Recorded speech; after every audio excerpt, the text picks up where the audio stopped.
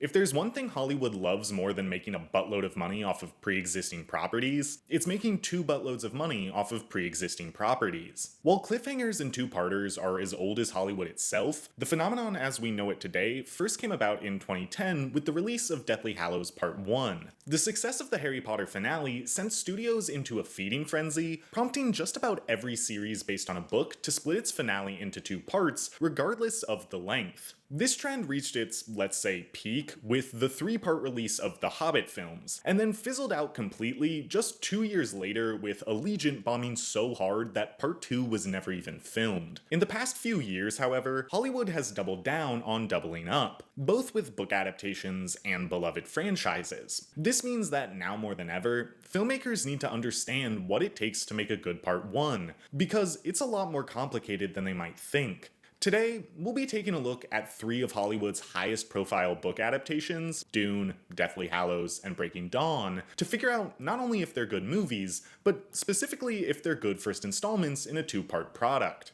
This is only the beginning. In order to judge these fairly though, we'll need to set out some criteria. I'll be scoring each of these films on a scale of 1 to 10 across 4 super scientific categories, and once the scores are all added up, we'll know beyond a shadow of a doubt which movie is the best Part 1. One of the most important factors in making a good two-parter is justification. Is there something about the source material that justifies splitting up the adaptation? If you're gonna make audiences wait months or even years to see how a story concludes, there better be a good reason. If there's not, Part 1 will inevitably feel like a cash grab that's just stalling for time. Since Deathly Hallows Part 1 kicked off this trend, we'll take a look at it first. While the Harry Potter series started off as a lighthearted fantasy for children, the return of Lord Voldemort in Goblet of Fire suddenly pushed the books into the realm of young adult fiction. I want you to look at me when I kill you!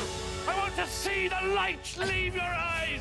The subject matter became much more serious, and the books ballooned in size, nearly doubling in their average page count. One of the big criticisms of movies 4, 5, and 6 were that far too many details, subplots, and even characters were being removed from the films in order to meet an acceptable runtime. I personally view Goblet of Fire and Half-Blood Prince as my favorite movies in the franchise. But I am the chosen one.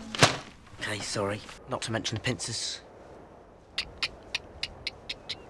But it's undeniable that as adaptations, they are missing a lot. Therefore, I think it made sense to split Book 7 into two distinct films purely when it comes to length alone. While small nuances go overlooked, Deathly Hallows is the most direct adaptation in the series since the Chris Columbus films. However, more than just length, I think there's a lot of thematic justification for splitting up the book like they did. By saving the Battle of Hogwarts for a second film, this is the only installment in the franchise in which we never see Hogwarts.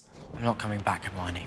The sense of safety and comfort that the Wizarding School provided for the past 6 years is suddenly torn from our grasp. Even more so than in the book, Deathly Hallows 1 leans into just how isolated and out of their depth the main trio is. Their search for the Horcruxes feels overwhelming and largely hopeless. Dedicating a whole movie to this pursuit means that the audience is forced to sit with these emotions. Big moments like Ron's departure or Dobby's death are given the emphasis that they deserve, and little moments like Harry and Hermione's dance together probably wouldn't have even been included if Deathly Hallows was just one film. I have some issues with structure that I'll discuss later, but Deathly Hallows gets an 8 when it comes to justification. No measure of time with you will be long enough. Let's start with forever. As much as some people like to hate on the Twilight Saga, the franchise was undeniably a major success, both at the box office and with its core fan base. How long have you guys all been out here waiting? 28 hours. At the time, Twilight was the closest thing the Harry Potter films had to direct competition, so it's no surprise that the studio decided to copy Harry Potter and split the finale into two parts. When it comes to page and word count, Breaking Dawn isn't that different from Deathly Hallows, but much of Stephenie Meyer's writing is focused on internal emotional conflict, meaning that the plot is considerably less dense. He wants you to break up with your boyfriend. In terms of just getting all the events of the book on screen, they could have easily done so if they wanted, especially if the studio allowed for a runtime upwards of 150 minutes. However, there are two main justifications for splitting the film adaptations that I believe are relatively valid. First of all, Twihards are a passionate group of people. They turned what could have easily been a single cult classic into a 5-film juggernaut at the box office. It was only fair that these last 2 movies be filled with as much fan service as humanly possible. The extended runtime means that fans get to savor the moments they've been waiting years to see at this point. The wedding, the honeymoon, the CGI removal of Edward's butt crack. You're allowed to show cheek, you can't show crack. You can show cheek, no crack. Does the plot require us to spend so much time with these sequences? Of course not. But it's what the fans wanted. Movies should be made for the people that see them, not the people who make fun of them online. That thing's weird. I don't get it. That's because it's not for you. Everything is for you, and this one thing is for him. Secondly, the final section of Breaking Dawn probably should have been split off into a final book of its own, with a cool name like Dusk, Daybreak, or even Twilight Saga Infinity War. The book itself takes a sudden shift in direction once we return to Bella as the narrator, and the momentum of the story kind of resets. Irina thinks Renesmee is an immortal child. Breaking the adaptation into 2 pieces means that this reset feels much more natural. It creates 2 films with a relatively traditional 3-act structure, rather than 1 film with a 2-act structure. Overall, I'm happy they split up the book, but if I'm being objective, it's admittedly a bit indulgent. Breaking Dawn Part 1 gets a 7 out of 10 when it comes to justification. On Arrakis, we need to cultivate desert power. When it comes to Dune, there's no reason to beat around the bush. It's a 10 out of 10 in terms of justification. I may have some issues with how they chose to split up the narrative, which I'll touch on in the next section, but there is no arguing that this didn't need to be divided into multiple parts. Frank Herbert's Dune is one of the quintessential pieces of sci-fi literature, and any adaptation is bound to lose part of what makes the novel so great. Splitting the film version into 2 parts with a combined runtime of over 5 hours mitigates the amount of concessions that must be made. Denis Villeneuve is able to capture the scope and epic nature of Paul's exile and ascension without sacrificing the more intimate elements that make Herbert's world so tangible. The lengthy runtime means that these movies can ruminate on questions like, does a prophet's power come from their preachings, or the people who believe them? Does the origins of a religion affect its legitimacy? And can anyone wield power on such a large scale while remaining benevolent? Basically, Dune as a novel is thick with 2 C's. The only reason I can think of to not split the book up into 2 movies is that, from a narrative standpoint, a television show would probably be a much better format. Before we discuss the next set of criteria, let's talk about world building. Part of what makes all 3 of these books so amazing is just how intriguing the settings are. And if you're a creative person looking to invent and flesh out a world of your own, then you gotta check out the sponsor of today's video, World Anvil. Whether you're writing a story or planning a tabletop campaign, daydreaming about the setting is one of the most exciting feelings you can have. But, at least for me, it can be a real struggle to turn those ideas into a reality. If you've ever had a similar problem, World Anvil is your solution. Their wiki-style article templates make it easy to develop things like lore and character breakdowns, and my favorite tools, the interactive maps and timelines, empower you to write adventures across time and space. Whether you're interested in creating trippy sci-fi universes or fascinating fantasy realms, having all your notes in one easy-to-reference world bible gives you the freedom to focus on your storytelling. They even have tools to share and publish your stories once they're complete. World building can be hard, but thanks to World Anvil, it doesn't have to be. Click on this link in my description and enter code BLOCK to get 51% off a yearly subscription to World Anvil today. The next factor a 2-parter needs to consider is structure. Story structure is basically the foundation upon which all narrative is built. Not all narratives need to be structured the same, of course. Theater tends to be based around 2 acts, emphasizing the midpoint. A season of television is often structured episodically, emphasizing individual stories one at a time. Movies are most commonly talked about in 3 acts, and if we're being technical, it's really 4. But at the end of the day, structure is just meant to facilitate a sense of progression. For a 2-part movie, there's a lot of ways you can approach structuring each installment. What's critical though is that both feel well paced and leave the audience with some level of satisfaction. Deathly Hallows Part 1 has always felt a little strange in this regard. Thematically, the movie is incredibly cohesive. It beautifully captures how terrifying it can feel to suddenly be an adult and find yourself cut off from the support system and safety nets of your childhood. This emotional structure makes the movie arguably the most intense and unique in the whole franchise. That being said, the narrative pacing is just a bit off. off. The movie is supposed to be centered around the main trio's Horcrux hunt, but they only locate and destroy one Horcrux throughout the whole movie. I only just destroyed a bloody Horcrux. Why would that change anything? I get that a major part of the book is that they are running around somewhat aimlessly, but the lack of a clear objective makes the movie feel largely arrhythmic. It's super weird, for instance, to have one of the main characters leave at the midpoint and then return just before the final act of the movie kicks off. You show up here after weeks, and you say, hey?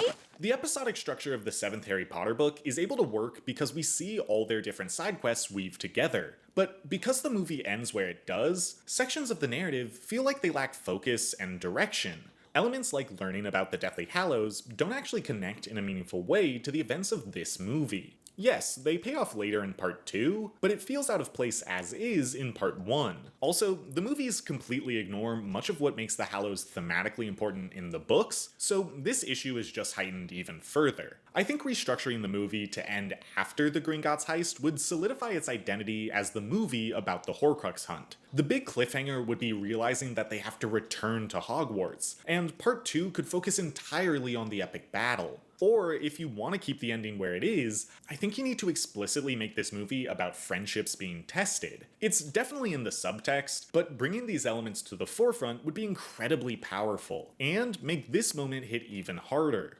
Dobby is happy to be with his friend. I give it a 6 out of 10. As mentioned previously, the 4th Twilight book is functionally 2 distinct stories. One is about Bella's unexpected and violent pregnancy. I think that I'm pregnant. While the other is about a standoff between the Cullens and the Volturi. Carlisle might not ask you to fight, but I will. By focusing part 1 exclusively around the pregnancy, Breaking Dawn is indisputably the best structured of the YA Holy Trinity. It has a clear conflict and direction for the whole runtime, meaning that the pace of the narrative never feels offbeat. Even though it's only half of the overall narrative, the screenplay for Breaking Dawn Part 1 breaks down the story into a nearly perfect 3-act structure. Act 1 is the wedding, Act 2A is the honeymoon, Act 2B is about the pregnancy from Jacob's perspective, and the Act 3 finale is Bella's labor and the fight with the Quileute tribe. Plus, if you examine any of these individual acts closely, you'll see that they have a distinct beginning, middle, and end of their own. More than any other Part 1 I can think of, the first Breaking Dawn feels like a complete standalone movie. The cliffhanger of Bella's transformation manages to be both an ominous and satisfying conclusion, and the pacing is just phenomenal.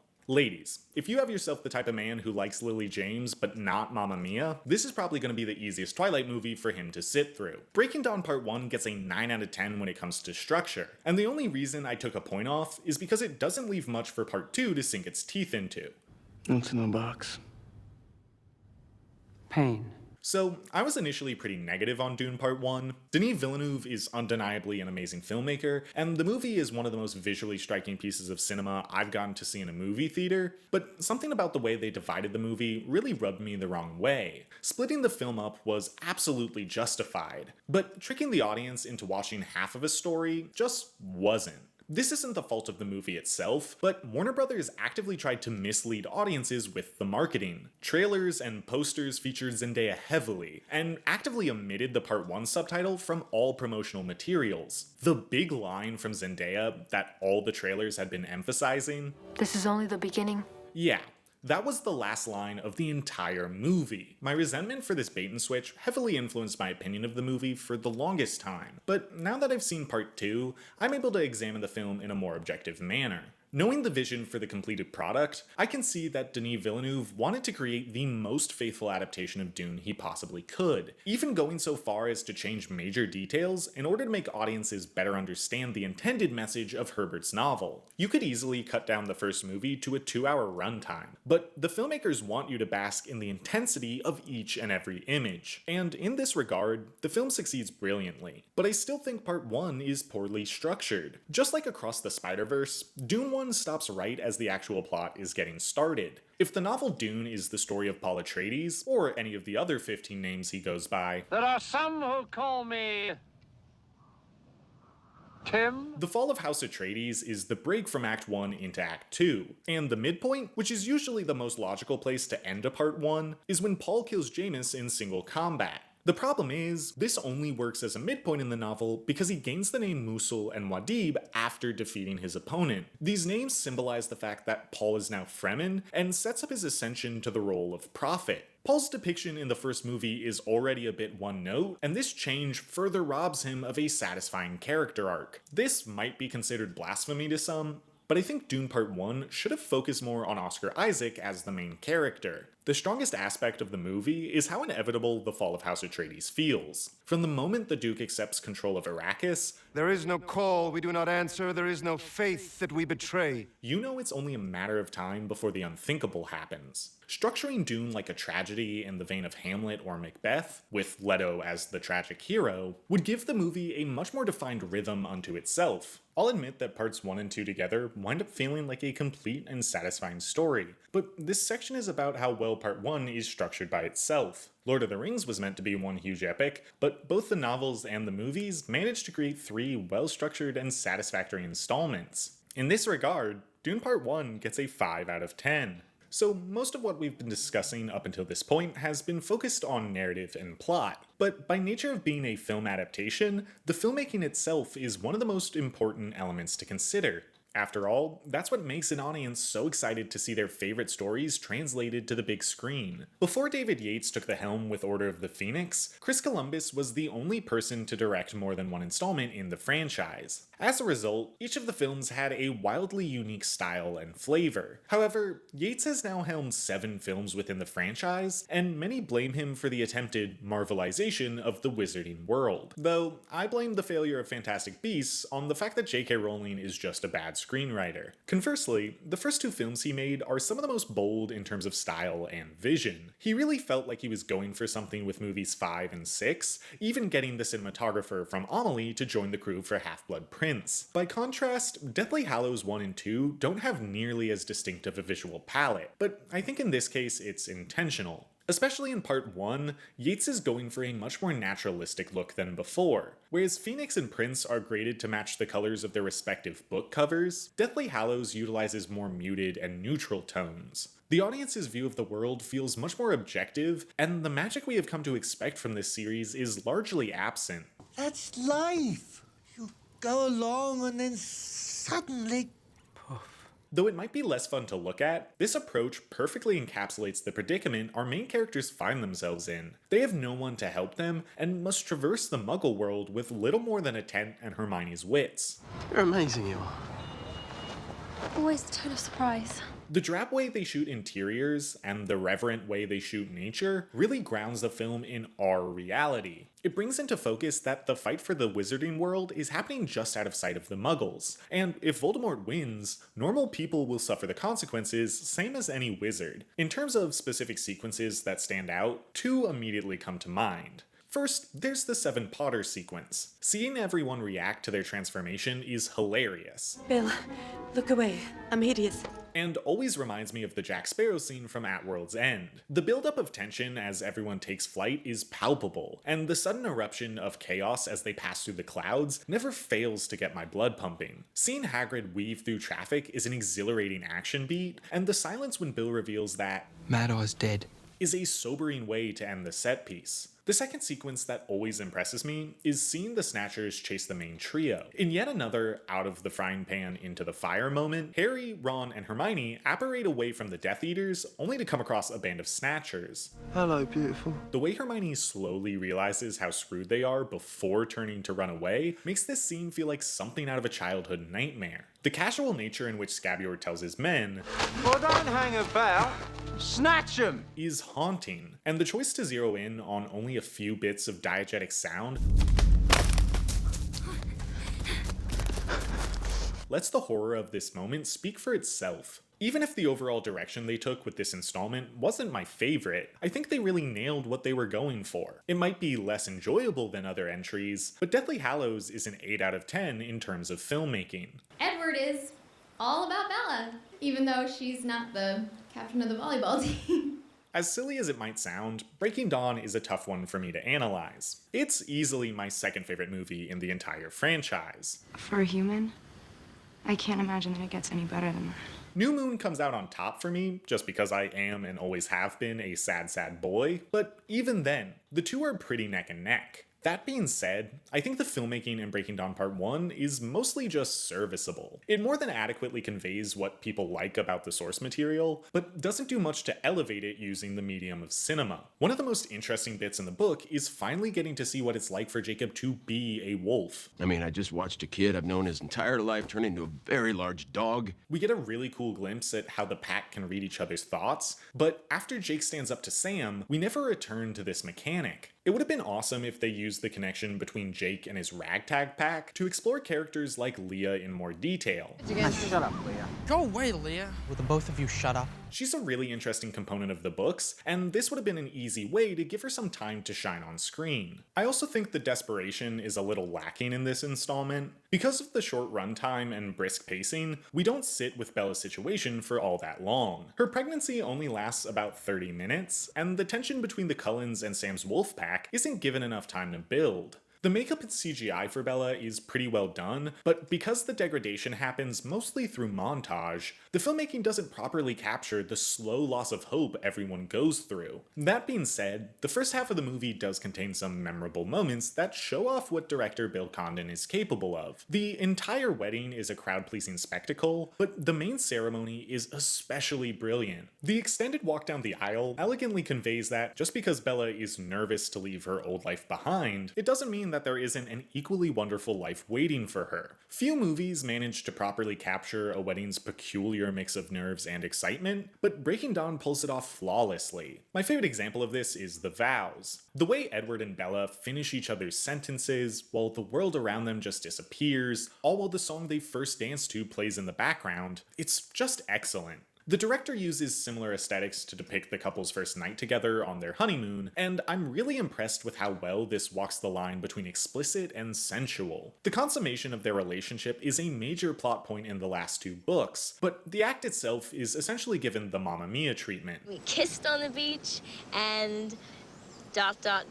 Letting Bella remember the night in fragments, and having those fragments be triggered by different sensations, makes the audience focus on the tender emotions and romance, rather than the physical act itself. It manages to be a major set piece of the film, without being vulgar or overly indulgent. Why is no one talking about the tent scene? The movie would get a lot more points if everything lived up to the first half, but after the midpoint, Breaking Dawn becomes more focused on the narrative and not the filmmaking. I can really only give this one a 6 out of 10. Just like with the justification, it's no surprise that Dune is essentially perfect when it comes to filmmaking. Denis Villeneuve is one of the greatest directors currently working, and a crunchy sci-fi book like Dune is the perfect excuse for him to dig deep and show us everything he's got as an artist.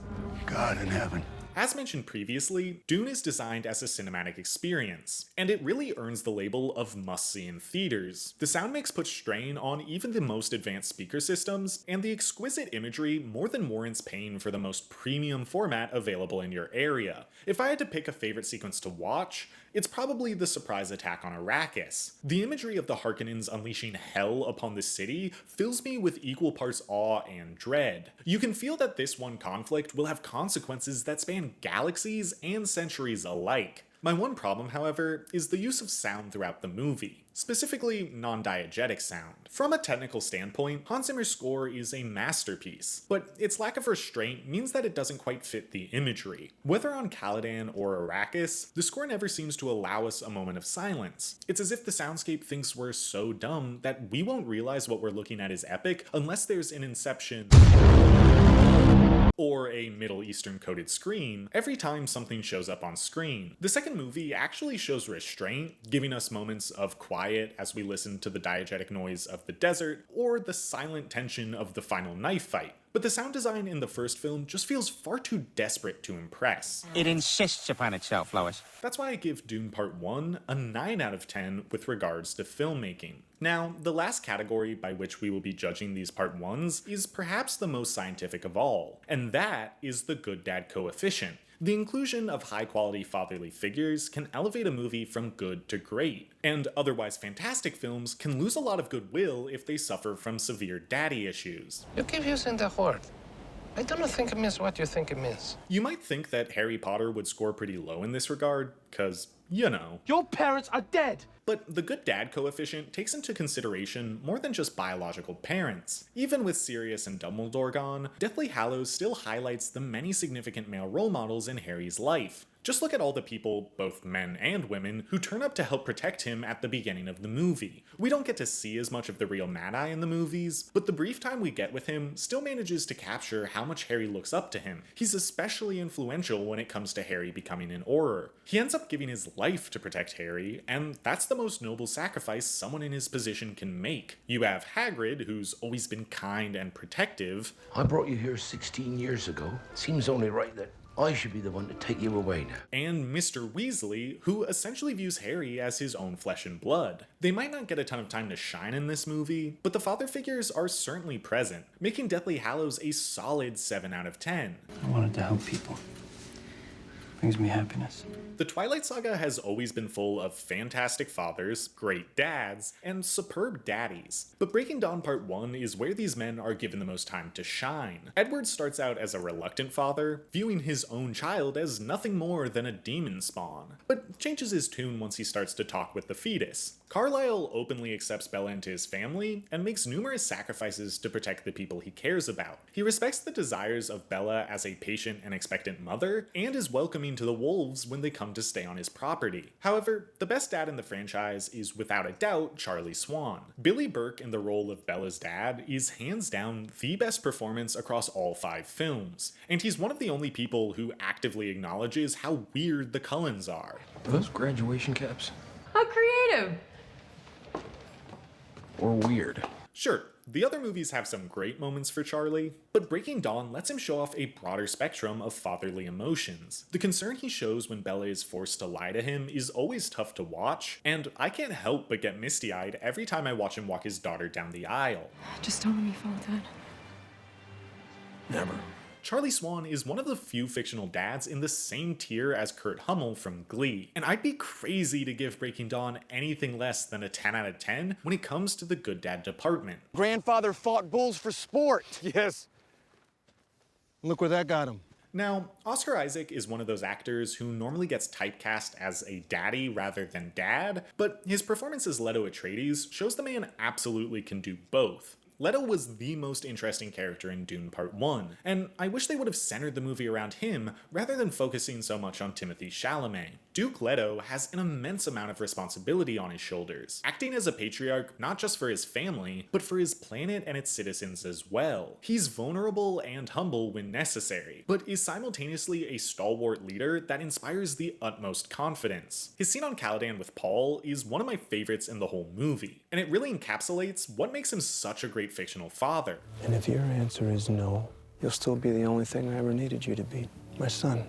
My only issue with him as a parent is that it seems like he took a very hands-off approach when it comes to raising Paul. The movie makes it seem like he's largely ignorant to Jessica's plans for their son, which makes me think he could have found a better balance between his role as a dad and his role as a duke. Overall, I give Oscar Isaac an 8 out of 10. Now that we've taken a look at the elements that make a good Part 1, and combined the scores for the 3 films in question, it's time to announce the winner. In an unprecedented and shocking twist, we actually have a direct tie between Dune and Breaking Dawn, each having scored precisely 32 out of 40 possible points. But this isn't youth soccer, so we can't be giving trophies to everyone. Having just conducted a super secret tiebreaker round, the title of Best Part 1 will be going to, you guessed it, Avatar 2: The Way of Water. Why so blue? You might not have known, but the original script for James Cameron's sequel was actually split into 2 films, making The Way of Water Part 1 of a 2-part story. It was apparently over 500 pages long, so splitting it up seems more than justified in my opinion. Despite this division, the film frames its narrative around the birth, life, and death of Neteyong, the eldest son of Jake and Neytiri, providing the movie with a complete thematic arc all on its own. In terms of filmmaking, James Cameron knows how to make a crowd-pleasing blockbuster. Most importantly, the good dad coefficient is off the charts, with Jake Sully being a wonderfully realized fictional father. This family is our fortress. Heck, even Quaritch gets a second chance at being a good dad. Not only is it a great first part, but Avatar 2 is easily one of the movies of all time. My immense thanks to everyone who stuck around, even after finding out I'm both a Twihard and an Avatard. I'm Dylan, and this has been The Writer's Block.